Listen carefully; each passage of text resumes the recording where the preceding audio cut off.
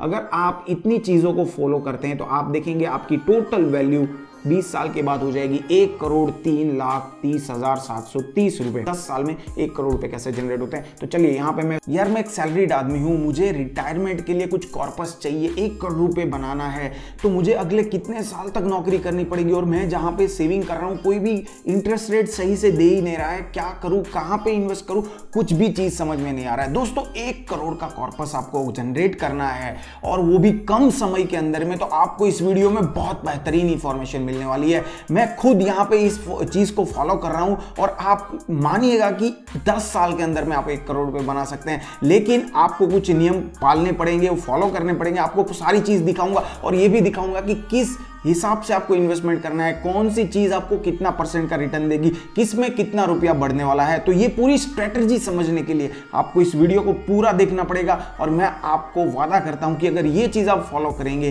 तो 1 करोड़ का कॉर्पस आपसे दूर नहीं है, आप जल्दी से उसको बना पाएंगे और अपनी रिटायरमेंट लाइफ को अच्छे से जी पाएंगे। नमस्कार दोस्तों, मेरा नाम है गिरधर, चलिए शुरू करते हैं। दोस्तों आगे बढ़ने से पहले थोड़ा सा ये देख लेते हैं, आपको मेरी स्क्रीन दिख रही होगी, तो यहाँ पे जो करंट इंटरेस्ट रेट चल रहा है आप उसको अगर नजर डालेंगे तो सेविंग बैंक अकाउंट, अगर आपका पैसा सेविंग बैंक अकाउंट में पड़ा रहता है, आप कुछ भी नहीं करते हैं, तो आपको 3% का सालाना रिटर्न मिलता है। मान लीजिए आपने 100 रुपए लगाए हैं तो 3 रुपए मिलेगा यार, बट उसके ऊपर रिस्क कुछ भी नहीं है, वो आपको मिलेगा ही मिलेगा। लेकिन 3% यार, इन्फ्लेशन रेट 7% है, महंगाई दर 7 से 8% है, तो आप यहाँ पे 100 रुपए पे 4 रुपए अपनी वैल्यूएशन खो रहे हैं। दूसरा ऑप्शन है FD, फिक्स डिपॉजिट, उसके अंदर अभी हाल के दिन में ICICI और बाकी सारी बैंक 7% तक आपको इंटरेस्ट दे रही है, और अगर आप सीनियर सिटीजन में आते हैं तो 7.5% तक आपको यहाँ पे इजीली इंटरेस्ट मिल जाता है। लेकिन फिर भी यहाँ पे भी अगर आप देखेंगे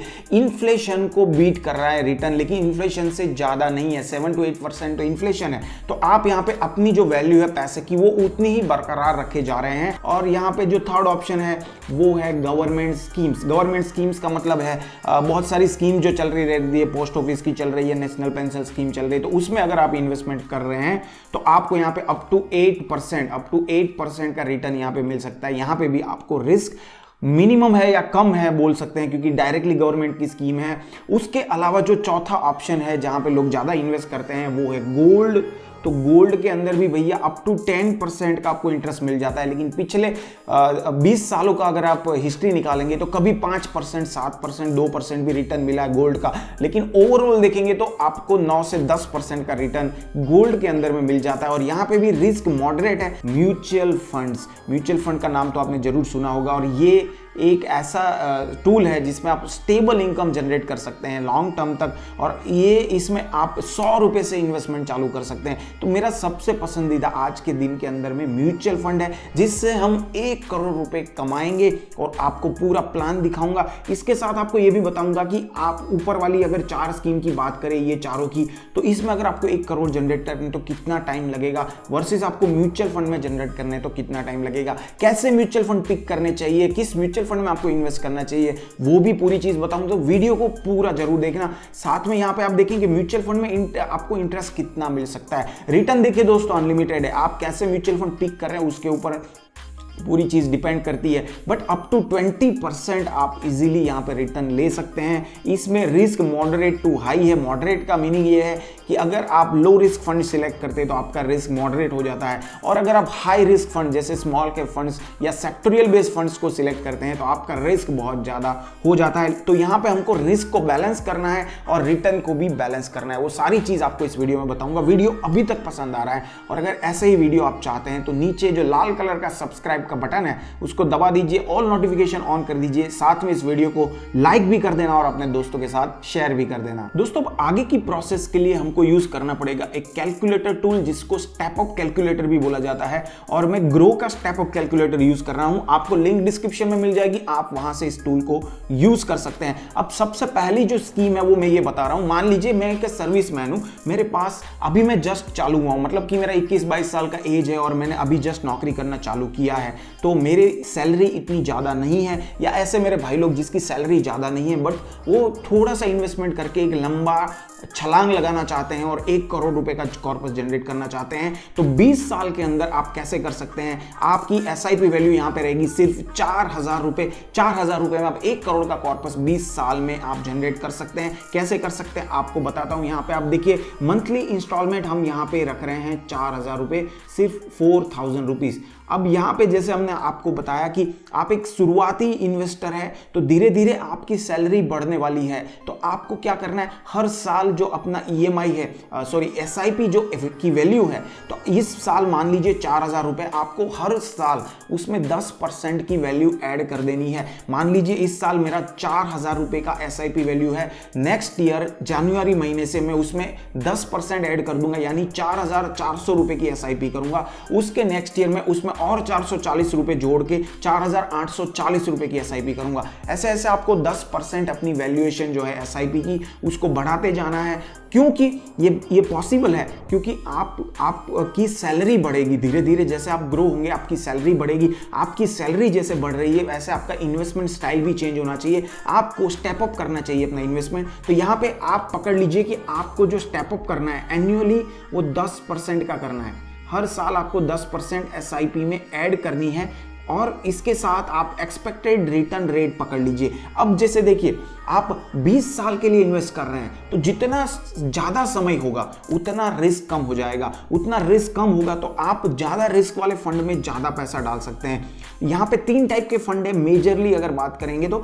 लार्ज कैप फंड्स है, मीडियम कैप फंड है या मल्टी कैप फंड्स है, और तीसरा कैटेगरी है स्मॉल कैप फंड्स। तो यहाँ पे जो अलोकेशन मैं हर बार बताता हूँ, अगर आपका जो इन्वेस्टमेंट है वो 10 साल या 15 साल से ज़्यादा है तो आपको 30% लार्ज कैप फंड्स में, ध्यान से सुन लीजिएगा, 30% लार्ज कैप फंड्स में, 30% आप मिड या मल्टी कैप फंड्स में, और 40 से 50% आप स्मॉल कैप फंड्स में डाल सकते हैं। अब इनमें कौन से सबसे अच्छे फंड हैं, उसके लिए आपको मेरे चैनल को सब्सक्राइब करना पड़ेगा, क्योंकि नेक्स्ट जो कमिंग अप सीरीज आने वाली है वो पूरी इसी के ऊपर आने वाली है कि बेस्ट फंड कौन से हैं, बेस्ट परफॉर्मिंग फंड कौन से हैं, और लंबे टाइम पे अगर आपको इन्वेस्ट करना है कौन से फंड को आपको पिक करना चाहिए। तो इसके लिए सब्सक्राइब जरूर कर लीजिए। तो यहाँ पे 15% तो इजीली आपको मिल जाएगा, क्योंकि आप देखिए अगर सारे रिटर्न को एवरेज करेंगे तो आपको लार्ज कैप फंड्स में आपको 10 से 12% का रिटर्न मिलेगा। यही मिड और मल्टी कैप फंड्स में आपको 14, 15, 16% का रिटर्न मिलेगा। और यहाँ पे आप स्मॉल कैप फंड्स को पसंद करेंगे तो आपको अप टू 20% का रिटर्न मिलेगा। सबको एवरेज आउट करेंगे तो 15-16% का रिटर्न आपको इजीली मिल जाएगा लंबे टाइम पे जब आप इन्वेस्ट करते हैं। तो यहाँ पे हम 15% का रिटर्न पकड़ के चल रहे हैं, और टाइम पीरियड हम लोग यहाँ पे 20 साल पकड़ के चल रहे हैं। अगर आप इतनी चीजों को फॉलो करते हैं तो आप देखेंगे आपकी टोटल वैल्यू 20 साल के बाद हो जाएगी 1,03,30,730 रुपए।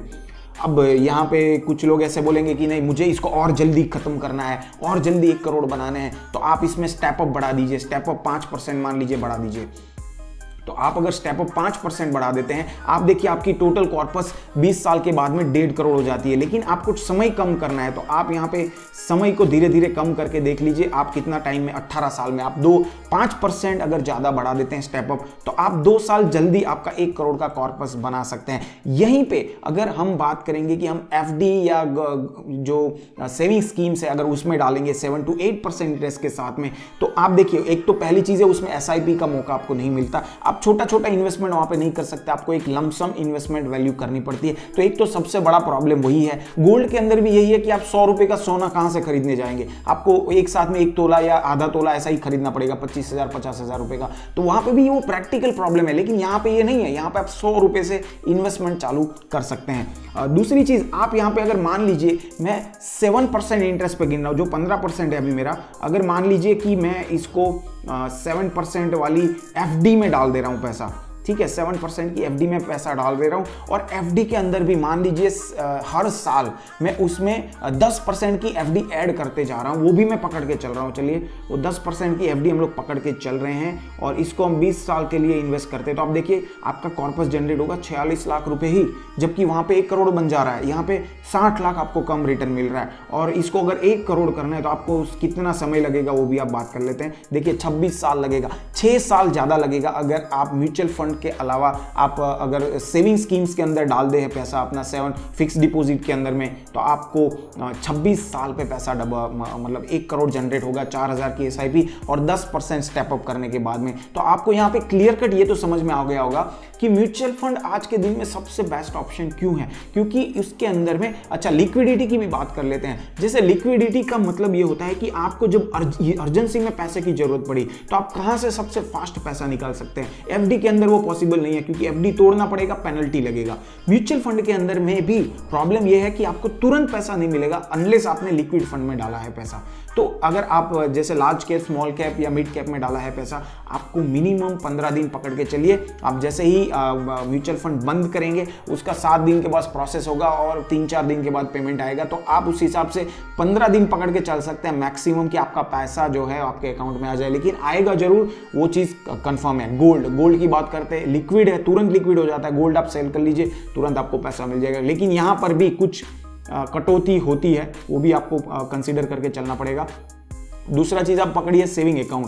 अब सेविंग अकाउंट में तो 3% इंटरेस्ट है, उसको तो मैं यहाँ पे गिन ही नहीं सकता क्योंकि वो इन्वेस्टमेंट ऑप्शन है ही नहीं। वो जस्ट एक आपका लिक्विडिटी बनाने के लिए आप इमरजेंसी फंड वहाँ पे थोड़ा सा रख सकते हैं। तो यहाँ पे सबसे बेस्ट निकल के आ रहा है म्यूचुअल फंड। म्यूचुअल फंड में अगर आप इस हिसाब से इन्वेस्ट करेंगे तो आपका 1 करोड़ जल्दी बनेगा। लेकिन कुछ लोग ऐसे हैं जो बोलेंगे यार मुझे 10 साल में अपने पैसे डबल करने हैं, सैलरी मेरे लिए मैटर नहीं करती, मेरे पास बहुत मतलब अच्छी खासी सैलरी आ रही है, मेरा अच्छा खासा पैसा बन रहा है अभी और मैं 20-25 हज़ार आराम से इन्वेस्ट कर सकता हूं। तो मुझे थोड़ा उसके ऊपर भी बताइए 10 साल में 1 करोड़ रुपए कैसे जनरेट होते हैं। तो चलिए यहाँ पे मैं सबसे पहले फिक्स करते हैं तो क्राइटेरिया 10 साल आपको करने हैं, ठीक है। 10 साल हम यहाँ पे सिलेक्ट कर लेते हैं। अब एक्सपेक्टेड रेट ऑफ रिटर्न देखिए, जैसे मैंने बताया 10 से ऊपर साल पे जाएंगे तो आपको थोड़ा सा रिस्क मॉडरेट रहेगा, आपको यहाँ पे संभाल के इन्वेस्ट करना पड़ेगा। तो यहाँ पे हम लोग जो इन्वेस्टमेंट पकड़ के चल रहे हैं 14%, 15% भी पकड़ सकते हैं, लेकिन टाइम ड्यूरेशन छोटा हो गया है तो यहाँ पे ज़्यादा इन्वेस्टमेंट आप स्मॉल कैप में नहीं कर सकते, आपको 30% करना है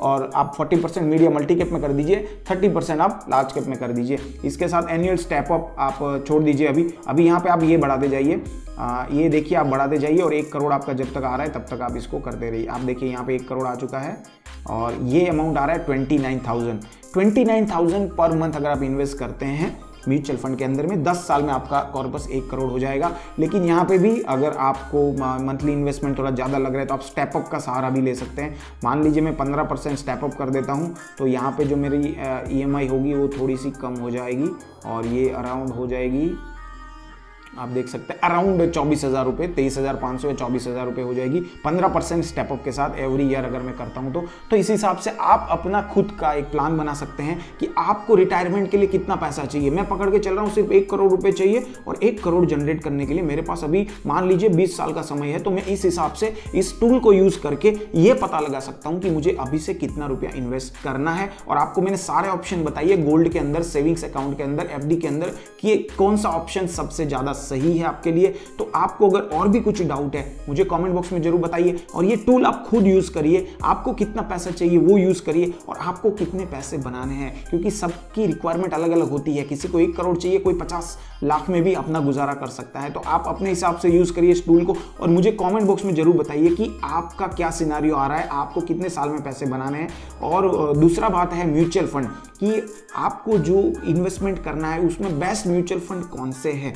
तो best mutual fund, top 3 mutual fund में हर कैटेगरी में एवरी मंथ में मोस्टली सिलेक्ट करता हूं और आपको बेस्ट म्यूचुअल फंड कैटेगरीज भी बताता हूं। तो इसके लिए चैनल सब्सक्राइब कर लीजिए क्योंकि नेक्स्ट अपकमिंग वीडियो जो आने वाला है वो टॉप म्यूचुअल फंड्स के लिए आने वाला है 2023 के, जिसमें आपको हर कैटेगरी के 3 म्यूचुअल फंड बताऊंगा जो सबसे अच्छे परफॉर्मिंग म्यूचुअल फंड है, जिसने पिछले 5 साल में कंसिस्टेंट रिटर्न दिया है और सबसे ज्यादा रिटर्न देने की संभावनाएं रखते हैं। तो वीडियो को आपको लाइक करना पड़ेगा, चैनल को सब्सक्राइब करना पड़ेगा और मेरे साथ में जुड़े रहना पड़ेगा ऐसे ही वीडियोस के लिए। इस वीडियो में बस इतना ही, मिलता हूं आपको और किसी नए वीडियो में। Stay healthy, stay invested, good bye and Jai Hind.